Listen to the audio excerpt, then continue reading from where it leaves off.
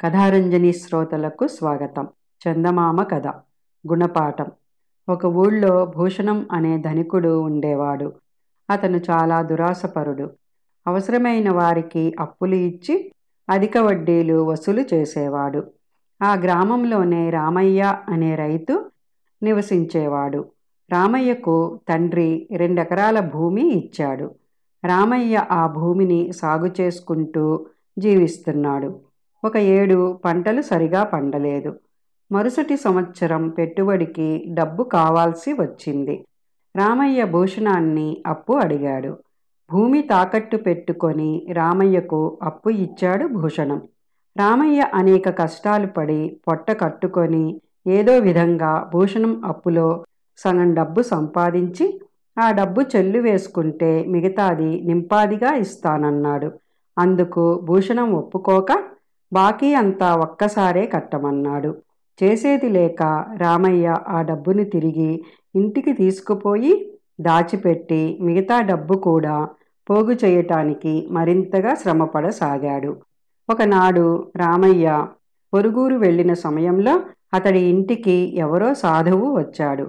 రామయ్య భార్య ఆ సాధువును ఎంతో సాదరంగా లోపలికి పిలిచి అతిథి మర్యాదలు చేసింది.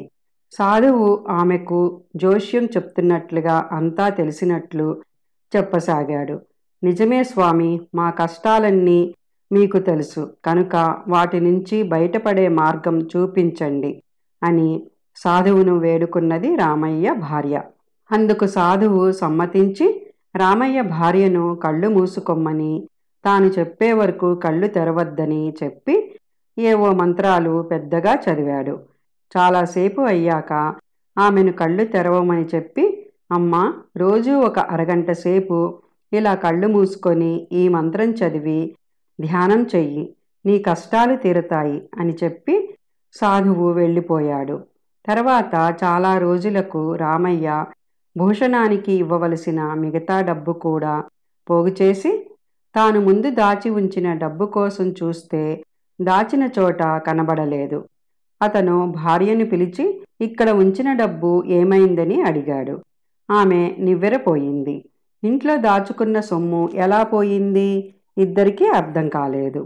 అప్పుడు రామయ్య భార్య సాధువు వచ్చిన సంగతి భర్తకు చెప్పింది. అప్పుడే తన ఇంట దొంగతనం జరిగి ఉంటుందని, ఇది భూషణం పనే అయ్యుంటుందని రామయ్య అనుకున్నాడు. భూషణం ఇలాంటి కుయుక్తులతో ఎంతోమంది రైతుల పొలాలు కాజేశాడు. పుండు మీద కారం చల్లినట్లుగా అదే సమయంలో భూషణం వచ్చి, రామయ్య, వడ్డీ పెరిగి అసలుకు సమానమయ్యింది, వెంటనే బాకీ తీర్చు లేదా పొలం సంగతి మర్చిపో అని తొందర చేశాడు. బాకీ ఎలా తీర్చాలో తెలియక అతను తన ప్రస్తుత పరిస్థితి అంతా భూషణానికి చెప్పి, అయ్యా, ఈ డబ్బులు తీసుకొని నాకు మరికొంత గడువు ఇవ్వమని బతిమిలాడాడు. కానీ భూషణం అందుకు ఒప్పుకోలేదు. ఇక చేసేది లేక రామయ్య తన పొలాన్ని భూషణానికే వదిలేసి మిగిలిన సొమ్ము తీసుకొని బ్రతుకు తెరువు చూసుకోవటానికి భార్యతో సహా వేరే ఊరు బయలుదేరాడు. తాను వెళ్ళిన ఊరిలోనే ఒక పెద్ద షావుకారు వద్ద రామయ్యకు పని దొరికింది.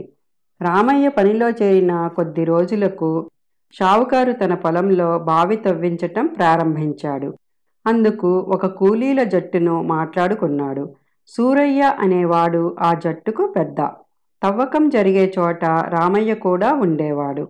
ఒకనాడు పని జరుగుతుండగా సూరయ్య తవ్వటం ఆపి, ఇక్కడ రాయి పడింది కాబట్టి తవ్వటం చాలా కష్టం, ఏం చెయ్యాలో ఆలోచించి రేపు మళ్ళీ పని మొదలు పెడదాం అని కూలీలందరినీ పంపి తాను కూడా వెళ్ళిపోయాడు. ఇదంతా రామయ్య కనిపెడుతూనే ఉన్నాడు. సూరయ్య పలుగుకు ఏదో కంగుమని తగిలిందని, అది ఇతర కూలీలు గమనించలేదని, ఆ కారణం చేతనే సూరయ్య అందరినీ పని మాన్పించాడని రామయ్యకు అర్థమయ్యింది.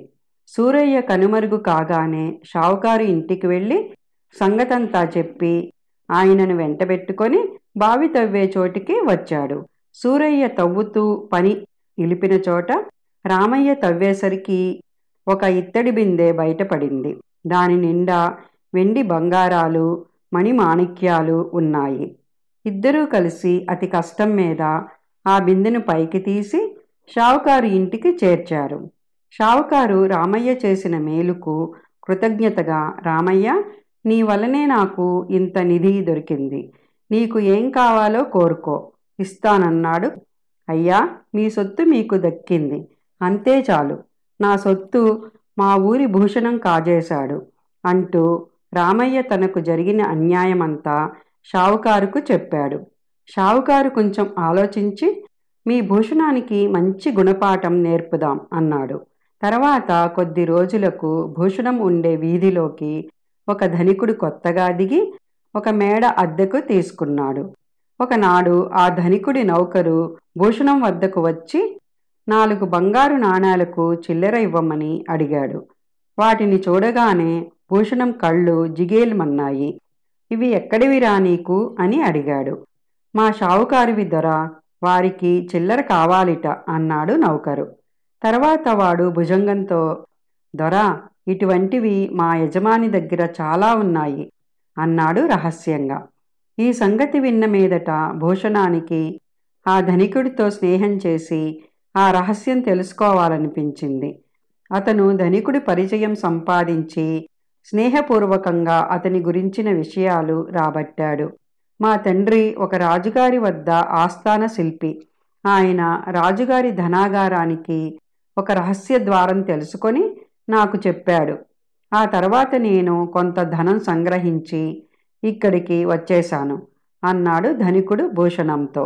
మీరు అక్కడే ఉండి మరింత ధనం తీసుకోవచ్చు కదా అన్నాడు భూషణం.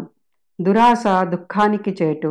పదే పదే అలా చేస్తే నేను ఎప్పుడో ఒకప్పుడు పట్టుబడవచ్చు.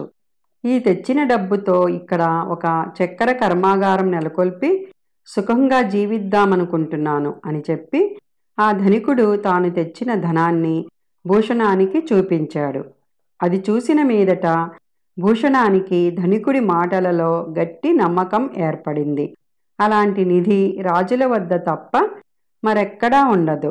భూషణం ఆ ధనికుడితో స్నేహం మరింత పెంచుకొని ఒకనాడు అతనితో, మిత్రమా, రాజుగారి ధనాగారం నుంచి నేను కూడా ధనం తెచ్చుకునే భాగ్యం ఒక్కసారి కలిగించకూడదా? మీ మేలు ఎన్నటికీ మరువను అన్నాడు. అది చాలా కష్టం. అయినా నీ స్నేహం కోసం మా తండ్రి గారిని ఒప్పించి ఆ మాత్రం చేస్తాను. కానీ నాకు ఒక సహాయం చెయ్యి. మేము ఇక్కడ ఒక చక్కెర కర్మాగారము నెలకొల్పుదామనుకుంటున్నాం. దానికి 100 ఎకరాల చెరుకు పంట కావాలి. నువ్వు మా పేరిట 100 ఎకరాలు రాసి ఇస్తే మా తండ్రి గారిని ఒప్పించి నీకు ఆ రహస్యం చెప్పగలను అన్నాడు ధనికుడు. అప్పుడు భూషణం, సరేలేండి, ఎవరు మాత్రం లాభం లేనిదే పనిచేస్తారు అని ఆ మర్నాడు ఆ ధనికుడి పేర 100 ఎకరాల పొలం రాసి పత్రం తీసుకువచ్చాడు. ఇద్దరూ రహస్యంగా ఒక గదిలో చేరి మాట్లాడుకోసాగారు. ధనికుడు భూషణం రాసి ఇచ్చిన పత్రం తీసుకొని పరిశీలిస్తున్నాడు. ఆ సమయంలో తలవని తలంపుగా ఒక ప్రభుత్వ ఉద్యోగి ప్రత్యక్షమయ్యాడు. అతన్ని చూడగానే ధనికుడు తాను చూస్తున్న పత్రాన్ని చప్పున జేబులో దాచుకున్నాడు. ఆ అధికారి ధనికుడితో, నీ రహస్యం తెలిసిపోయింది, పద రాజుగారి దగ్గరికి అని గుడ్లు అప్పగించి చూస్తున్న భూషణాన్ని చూసి, వీడెవడు, నీ తోడు దొంగ అన్నాడు. పాపం అతను ఏమీ ఎరుగడు, చుట్టపు చూపుగా వచ్చిన పెద్ద మనిషి అంటూ ధనికుడు అధికారితో నచ్చచెబుతుండగా భూషణం చల్లగా జారుకున్నాడు. మర్నాడు భూషణం తన పొలాల వైపు వెళ్ళగా అక్కడ తన దగ్గర మోసపోయిన రైతులందరూ వారి పొలాల దగ్గర పనిచేసుకుంటూ కనిపించారు. అతడు వాళ్లను, అందరూ ముందు బయటికి వెళ్ళండి, నా బాకీలు తీర్చకుండానే పొలాల్లోకి ఎవరినడిగి వచ్చారు అని అడిగాడు. వాళ్ళంతా ఏకమై, ముందు నువ్వు ఇక్కడి నుంచి పోకపోతే నీ మర్యాద దక్కదు, తర్వాత విచారిస్తావు అన్నారు భూషణంతో. భూషణం నివ్వెరపోయి తాను రాసిన పత్రం గురించి వాళ్లకు అప్పుడే తెలిసి ఉంటుందా అని ఆశ్చర్యపోయాడు. రామయ్య ముందుకు వచ్చి ఒక పత్రం చూపించి, మా పొలాలపై నీకున్న హక్కు ఇందులో వదులుకున్నావు, జ్ఞాపకం లేదా అని అడిగాడు. రామయ్య తన యజమాని అయిన షావుకారు సహాయంతో నాటకం ఆడి తన పొలమే కాక ఊళ్ళో ఇతర రైతుల పొలాలు కూడా ఎవరివి వాళ్లకు తిరిగి వచ్చేటట్లు చేశాడు. ఇదండి ఈనాటి చందమామ కథ. ఈ కథ మీకు నచ్చినట్లయితే లైక్ చేయండి, షేర్ చేయండి, కామెంట్ చేయండి. ధన్యవాదాలు.